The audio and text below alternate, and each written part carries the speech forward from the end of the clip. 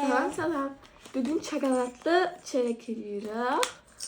Ve çok tatlı bir şokolat var, Lindt. Ve çörekle ve şokolatı çörekin üstüne eləyəcəyik. Peki, yeməyərsən yaxşı hazəni. Yeməyərsən. Şokoladın üstünə tökəcəyik, əridib. Okey? Okay. Hi, nasılsın? Hay, necəsən dedi? Yaxşıyam, sən necəsən?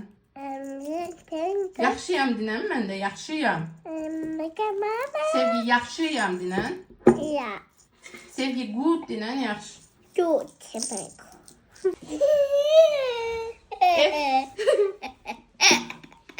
Neynəmişsən sən? Neynəmişsən sən?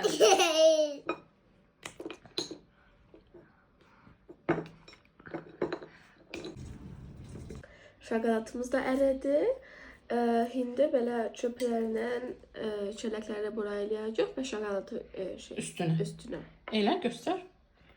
Tez-tez eləmək lazım amma, çünki şokolad əriyir. Yaxşı canım? Qatılaşır. Ay, sağ ol. Hə.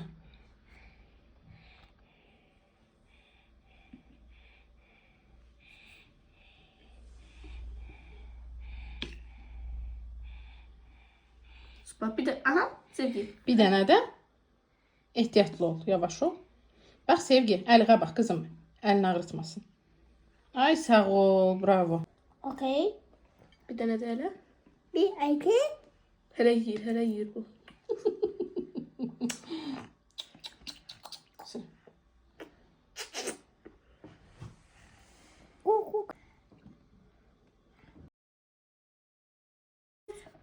Necə olub canım? Yaxşı.